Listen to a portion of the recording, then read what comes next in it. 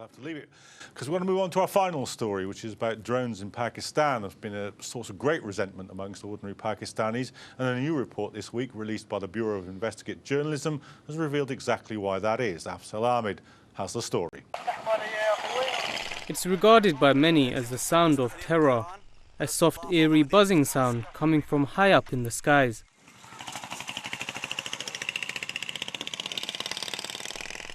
While small in size, US drones have unleashed untold devastation to the people of Pakistan, with revelations this week exposing the true nature of the attacks. The Bureau of Investigative Journalism, based in London, has revealed that fewer than 12% of people killed in the country were fighters. I spoke to the author about his findings.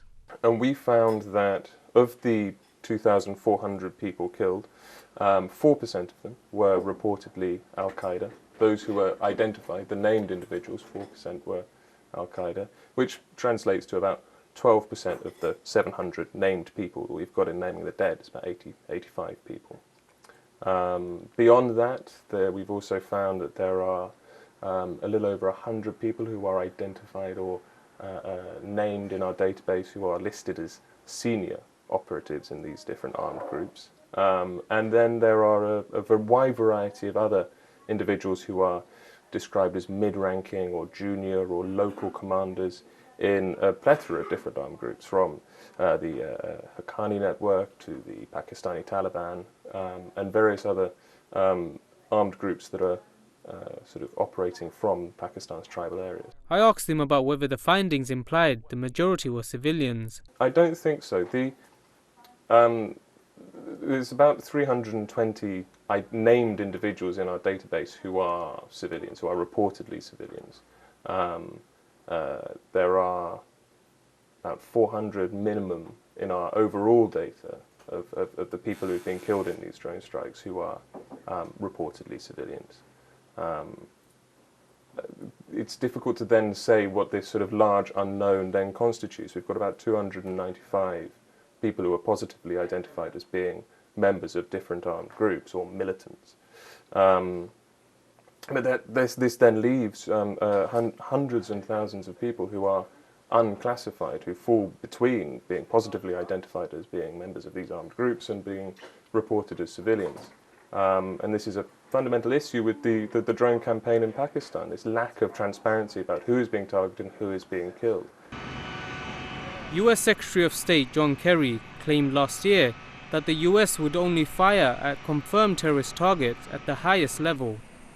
The US has responded to the Bureau's investigation, saying that strikes were only carried out when there was near certainty that no civilians would be killed, and that after-action reviews were taken if there were any violations. The first strike in the country was fired 10 years ago as part of a secret deal with Pakistan to gain access to its airspace. It was also part of the global efforts on the so-called war on terror. With increasing evidence suggesting otherwise, what does this mean for the future of drone operations in Pakistan? Afzal Ahmed, The Report, Islam Channel. Well, joining me in the studio to discuss this, Paul Schulte, who's Honorary Professor at the Institute for Conflict and Security at the University of Birmingham, and Azhar Javaid, who's UK Bureau Chief for the Dunya Media Group Pakistan. Welcome to the programme. So this report says just 4% of those hit by drones are confirmed as Al-Qaeda members. Do those figures surprise you? Well, it's a figure that they have made a great deal out of. And I think there are serious methodological questions about this. They have established there are 4% of names they have discovered are Al-Qaeda. They haven't looked at other terrorist groups. They don't know who's a foreign fighter, apparently. There are dead people who they have decided are not proper targets for the drone strikes. And therefore, that's their story. Only 4% were legitimate targets. This is extremely questionable. They also build up a whole, again, very questionable apparatus of judgment about the impact of this, that it leads to blowback and no effective suppression of the terrorist campaign there, which is completely at odds with recent studies by RAND, which did, using econometric, statistical studies show that there has been some kind of an impact. Whether that impact is worth the questionable illegality of the American campaign is another issue. Okay. But well, let's come back to that. And let me just first ask our other guest, what do you think? Do you believe the figures? Paul's sceptical. Do you believe them? I think, John, these figures, I think it's correct because many people in Pakistan believe that drone attacks are damaging for American as well because it's not productive. Due to these drone attacks, more people becoming extremists, more people going towards these banned outfits, and these were what these about the figure they have given figures now. But many people in Pakistan, like Imran Khan, have many times said this that these drones are killing innocent people, and these are the facts. That if you see whether it's a attack on madrasa in these areas or if it's been hit on a house, mostly the people who've been killed, they are innocent civilians. But on the other hand, this is also a fact that many known terrorists have been killed because of these drone attacks. But the casualty of civilians are very high. And I think the Americans have to see into this, and I believe that these figures are very much accurate. Okay, but many Paul, people believe is not a scientific basis. well, is it? let's say 4% is spurious accuracy. Who finds this convincing? What would you say the figures are? I don't know, and I don't think anybody knows. I know experts on both sides. Did you think that the operators don't know? I think the Americans have estimates. How accurate they are, I don't know. But we should accept that this is a chaotic situation in remote territory where specific numbers and precise percentages are almost laughably unobtainable. And anybody who says 4%, and as I say, incidentally, that's only about Al-Qaeda. It doesn't mention anything else, any other terrorist group or any unregistered foreign fighter. But even that precision of 4% seems to me gravely questionable. Okay. Say it was 40%. And you're still hitting 60% of people who aren't. I mean, something like that. I guess one of the ways of judging this would be that something like that must be happening for it to get this reaction on the ground in Pakistan and other places. Something like what? Something like a very serious percentage of civilians being hit who aren't Al-Qaeda.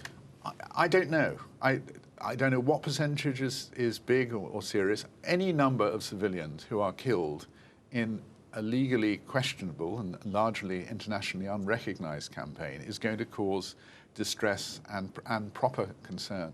And the lawyers I know are bothered, even if it's only a tiny percentage of unconnected civilians who are killed.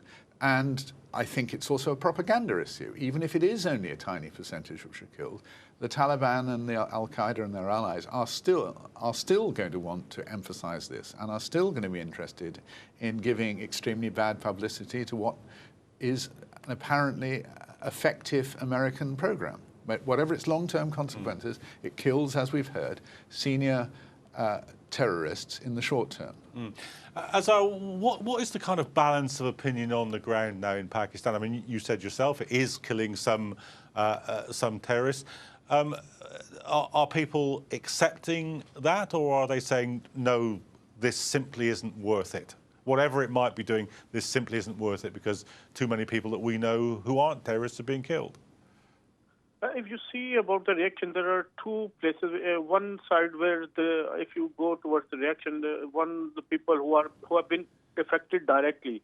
If you see the tribal area where these attacks have happened, the people on the ground, 95% or you can say 99% are against these drone attacks because civilians in these areas have been murdered due to these drone attacks, and the majority of the people, a vast majority of the people think that these drone attacks are illegal. But if you come towards the mainland in Pakistan, there is opinions have been divided in these areas. Some people think that due to these drone attacks, some high-profile terrorists have been killed. So people think that these drone attacks should be carried on, but it should be carried out with the precise targets, and there should not be any civilian killing.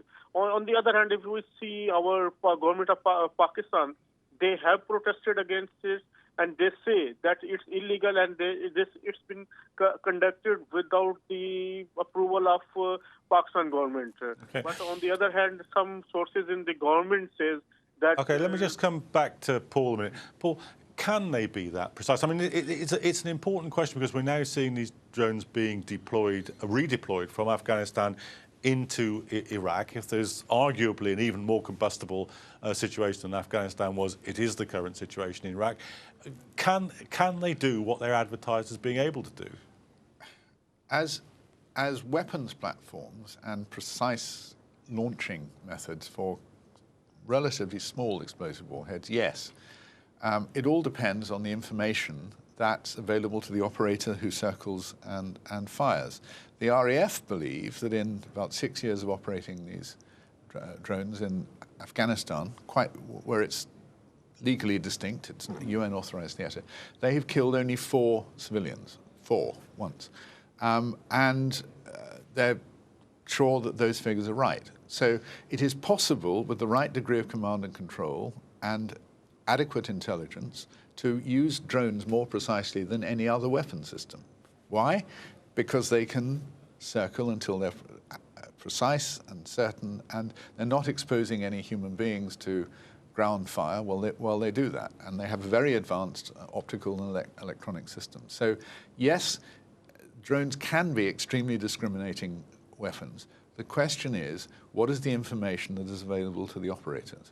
And in Iraq, it may be easier and better. Easier, you think? Well, because they look likely to be used in battlefield conditions against targets who can be clearly identified as combatants. And the question you have to ask, if you don't like drones being used there, then why would you accept that manned aircraft, which are less accurate and pass over faster and then streak away, are any morally better? One might not, I agree. But I'm afraid that's all that we have got time for on tonight's programme. I want to thank all my guests, and of course I want to thank you at home for tuning in. Remember, you can keep up with the Twitter conversation on all of tonight's stories by tweeting @Islam Channel and using the hashtag #TheReport. For now, we'll leave you with some footage of an international team who are excavating a famous ancient shipwreck off the coast of the Greek island of Antikythera.